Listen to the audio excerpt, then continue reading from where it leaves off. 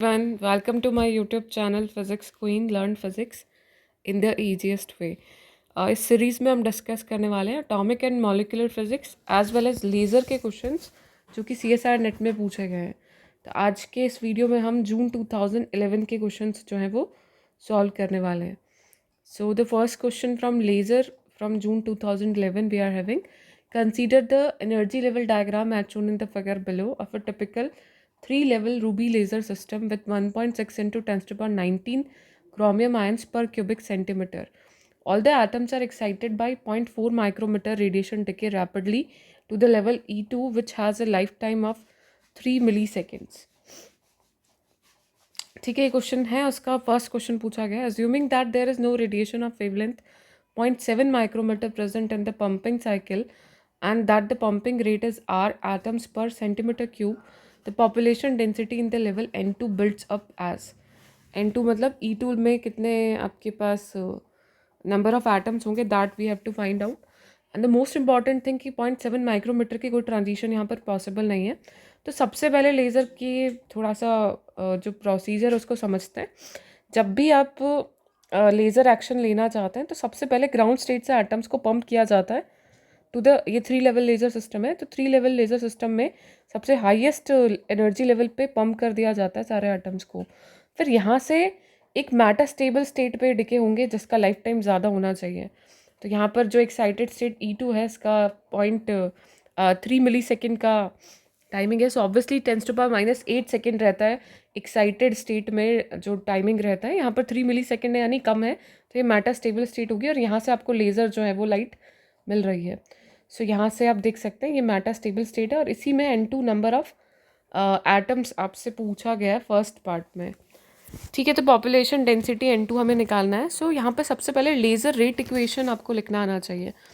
तो 3 level laser system है यहाँ पर हमारे पास।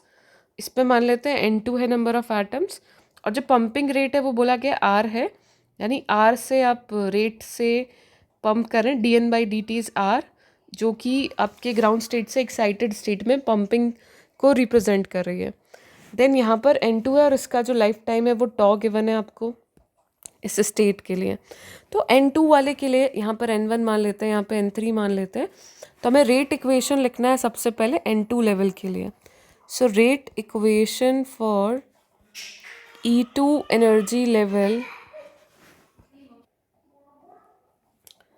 सो यहाँ पर हम N2 के लिए लिखना चाहेंगे। Then rate equation for E2 energy level will be dN2/dt that is rate of change of the number of atoms in energy level E2।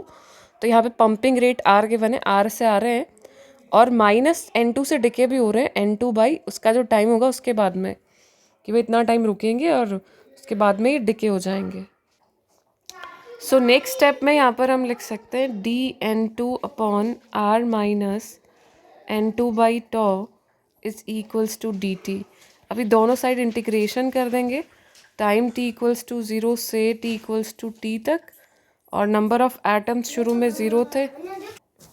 So 0 to N2 अभी नंबर ऑफ एटम्स है time t equals to t। So after integration यहाँ से आपको मिल जाएगा ln R minus N2/τ और N2 के respect में सो -1/τ भी यहाँ से मिल जाएगा और लिमिट लग जाएगी इसकी 0 से N2 और यहाँ पे मिल जाएगा आपको t। सो इससे नेक्स्ट स्टेप में देखें यदि हम तो बस वैल्यूज़ पुट करनी है। सो ln R minus N2/τ minus ln R, क्योंकि N2 0 हो जाएगा, सिर्फ R वाली टर्म बचेगी एंड माइनस t/τ यहाँ पे मल्टीप्लाई कर दीजिए। सो नेक्स्ट स्टेप में R माइनस N2/τ इक्वल मिलेगा आपको और इसको ln में हम डिवीज़न में ले लेते हैं, divided by R minus t/τ। So R minus N2/τ upon R is e⁻ minus t/τ। इससे नेक्स्ट स्टेप में हो जाएगा R minus N2/τ is equals to R e⁻ minus t/τ। So हमें N2 फाइंड आउट करना है तो उसको इस साइड लेकर आ जाते हैं। N2/τ is R minus R e⁻ minus t/τ। So N2 directly can be written as R⁻ 1 minus e⁻ minus t/τ। So N2 की जो वैल्यू मिल रही है ये आपका आंसर हो गया। ऑप्शंस में देखते हैं है क्या ये value. R tau option A is the correct, B is the correct answer here. R tau 1 minus. So now the second part of this question, the minimum pump power required per cubic centimeter to bring the system to transparency that is zero gain is. तो यहाँ पर आपको ध्यान में रखना है कि जो थ्रेशोल्ड पावर होगी या फिर मिनिमम पंप पावर रिक्वायर्ड होगी, थ्रेशोल्ड कंडीशन रहती है लेज़र में कि आपके पास 3 लेवल लेज़र सिस्टम है. तो थ्रेशोल्ड कंडीशन N1 N2 जो है वो N/2 के इक्वल हो जाता है टोटल नंबर ऑफ एटम्स के, और N3 में नंबर ऑफ एटम 0 हो जाता है. तो लेज़र एक्शन जहाँ हो रहा है वो N1 और N2 के बीच में हो रहा है, दैट्स वाई N3 यहाँ पर 0 हो जाएगा. तो जो पावर गिवन होती है, जैसे देखिए आप पावर का फार्मूला डायरेक्टली लिखना चाहें तो एनर्जी पर यूनिट टाइम से रिप्रेजेंट कर सकते हैं. इसे लिखा जा सकता है h/T और ये हो जाएगा hc/λT, और number of atom threshold power के लिए N/2 हो जाएंगे. सो N/2 hc/λ इंटू टी. तो ये फार्मूला आप लोग ध्यान में रखें, इसमें डायरेक्टली वैल्यू पुट करनी है बस. एन की एन क्वेश्चन में गिवन है आपको 1.6 इंटू 10⁻19 क्रोमियम आयंस हैं, तो ये एन की वैल्यू है. सो 1.6 इंटू 10⁻19 एंड डिवाइडेड बाई 2 आ जाएगा, इंटू यहाँ पर आप डायरेक्टली एच की वैल्यू 12400 लिख सकते हैं, और लैम्डा आपको एंगस्ट्रॉम में कन्वर्ट करना पड़ेगा इसके लिए. सो आपको 0.4 माइक्रोमीटर लैम्डा गिवन है. एक second, here the lambda is excited by the radiation 0.4 micrometre. तो यहाँ पर 0.4 माइक्रोमीटर है, तो एंगस्ट्रॉम में उसे कन्वर्ट करना पड़ेगा.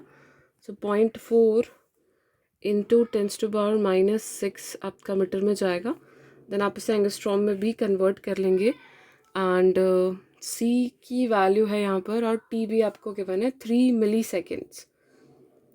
ठीक है, तो आपने एच सी की वैल्यू तो रख दी है, और 3 मिली सेकेंड्स को भी आपको यहाँ पे पुट करना होगा. 3 इंटू 10⁻⁻3, और इलेक्ट्रॉन वोल्ट के लिए आपको उसको 1.6, सो इलेक्ट्रॉन वोल्ट में कन्वर्ट करने के लिए इसे 1.6 इंटू 10⁻⁻19 से भी मल्टीप्लाई करना होगा, और इसको हम एंगस्ट्रॉम में कन्वर्ट करने के लिए -4 से मल्टीप्लाई कर देते हैं, एंड ऑल्सो डिवाइड बाई 10⁻⁻4. तो आप प्रॉपरली सॉल्व करेंगे तो P यहाँ से आपको मिलेगा 1.32 into 10⁻³ what, and this will be the answer. Next question we are having, given that the ground state energy of the hydrogen atom is -13.6 electron volt. So the ground state energy of a positronium, which is a bound state of electron and positron. Positronium का मतलब हो गया electron plus positron, इन दोनों की जो bound state होती है उससे पॉजिट्रोनियम आयन कहा जाता है. तो अभी आपको पता है कि जो एनर्जी का फार्मूला रहता है for the nth level, it is -R∞hc/n² के इक्वल होता है. इसकी वैल्यू पुट करते हैं यदि, तो -13.6 electron volt upon n² for hydrogen atom. तो यहाँ से जो R की वैल्यू है, यहाँ पे R इनफाइनाइट, जब हम मास को, न्यूक्लियस के मास को इनफाइनाइट कंसीडर करते हैं, और यहाँ पे हम फाइनाइट मास कंसीडर कर रहे हैं, तो RM को हम यहाँ से लिख सकते हैं that will be proportional to mu. तो म्यू यहाँ पर कितना हो गया, mass of electron into mass of electron upon mass of electron plus mass of electron, क्योंकि दोनों इलेक्ट्रॉन्स ही हैं तो मासेस आपके इक्वल होंगे, तो म्यू आ गया me/2. तो RM और R इनफाइनाइट में यदि हम रिलेशन निकालना चाहें तो R इन्फिनिटी प्रोपोर्शनल होगा me के, और ये प्रोपोर्शनल है म्यू के, म्यू जो है वो me/2 के इक्वल है. सो RM/R इनफाइनाइट को हम लिख सकते हैं यहाँ से me/2 अपॉन me. तो यहाँ से RM को लिखा जा सकता है R इनफाइनाइट/2. तो यहाँ से आप बस एनर्जी की वैल्यू को चेंज कर देंगे, that is -R इनफाइनाइट/2 hc/n², that means -13.6 upon 2 n² electron volt. तो किसी भी लेवल के लिए पूछा जाए तो आप डायरेक्टली लिख सकते हैं -6.8 अपॉन n² इलेक्ट्रॉन वोल्ट, और n=1 के लिए ग्राउंड स्टेट के लिए -6.8 इलेक्ट्रॉन वोल्ट आंसर हो जाएगा. यहाँ पर इसके लिए भी ध्यान रखें nth लेवल के लिए पूछा जाए तो. सो ये हो गया second question. Now the third question we are having, a laser operating at 500 nanometer is used to excite a molecule. If the Stokes line is observed at 770 centimeter inverse, the approximated position of the Stokes and anti-Stokes lines are. देखिए यहाँ पर आपको centimetre inverse में Stokes line का position दे रखी है और लेज़र की जो frequency, operating frequency, that is 500 nanometre. तो यहाँ पर हम जब एंटी स्टॉक्स और स्टॉक्स लाइंस की बात करते हैं तो हमें रिले लाइन मिलती है एट द इंसिडेंट फ्रीक्वेंसी, और यहाँ पर मिलती है जो फ्रीक्वेंसीज आपकी रमन शिफ्ट से कम हो जाती है, न्यू नॉट बोल देते हैं इसे, new not minus delta nu plus delta nu. इधर मिलती है एंटी स्टॉक्स लाइंस, ये रहती है आपकी रिले लाइन, और ये रहती है आपकी स्टॉक्स लाइंस. तो जो इंसिडेंट फ्रीक्वेंसी है उस पे नहीं रहती है, Raman shift will be there, delta nu will be the Raman shift, और कुछ रमन शिफ्ट होगा जिसकी वजह से दो रमन लाइन्स हमें मिलेंगी. तो यहाँ जो ऑप्शन है उनमें देखिए 500 नैनोमीटर, 500 नैनोमीटर और 500 नैनोमीटर. तो इस पे तो एंटी स्टॉक्स और स्टॉक्स मिलनी ही नहीं है, तो ये तीनों ऑप्शन यहाँ से डिस्कार्ड हो गए क्योंकि एंटी स्टॉक्स लाइन्स आपको इस पर नहीं मिलेगी. तो 500 से एक तो कम रहेगा 481.5 नैनोमीटर, एंड एक थोड़ा ज़्यादा रहेगा 520 नैनोमीटर.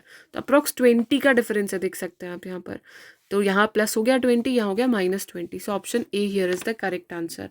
तो यहाँ पर और भी चीज़ें ध्यान रखें रमन लाइन से रिलेटेड, कि जो पहली लाइन आपको मिल रही है रिले लाइन, और यहाँ जो पहली आपको एंटी स्टॉक्स लाइन मिल रही है, इधर स्टॉक्स लाइन्स मिल रही है, इनके बीच की जो सेपरेशन होता है वो 6b का होता है, और जितनी भी कॉन्जिक्यूटिव आपकी एंटी स्टॉक्स लाइन है इनके बीच का सेपरेशन 4b का रहता है. सिर्फ फर्स्ट एंटी स्टॉक लाइन का सेपरेशन 6b रहता है, फर्स्ट स्टॉक का भी 6b रहता है, और आपस में सबका 4b रहता है. तो यहाँ से कुछ भी क्वेश्चन पूछा जा सकता है, दो कॉन्जिक्यूटिव स्टॉक्स लाइन के बीच का, एंटी स्टॉक्स के बीच का, या रिले से डिफरेंस पूछ लिया जाता है. तो ये सब चीज़ें भी आपको ध्यान में रखनी है. काफ़ी बार ये क्वेश्चन पूछे गए, आने वाले सेशंस में काफ़ी क्वेश्चंस यहाँ से रहेंगे. Next question, if the hyperfine interaction in an atom is given by H equals to A SE dot SE vector dot SP vector, where SE and SP denote the electron and proton spins respectively.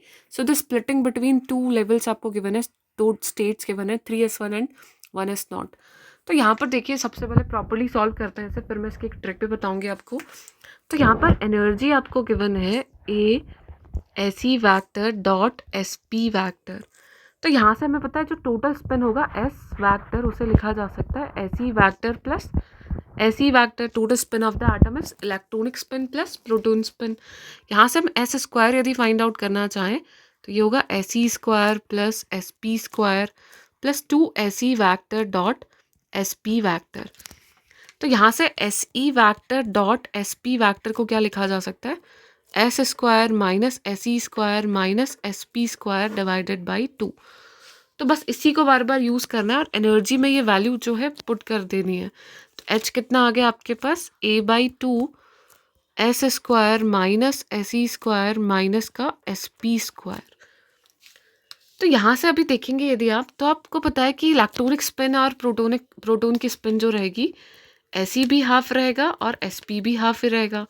तो अभी S जो है उसे हम represent करते हैं H cut square, S square को and S plus 1 से. सिमिलरली SE और SP को भी सिमिलर वे में रिप्रेजेंट किया जाता है.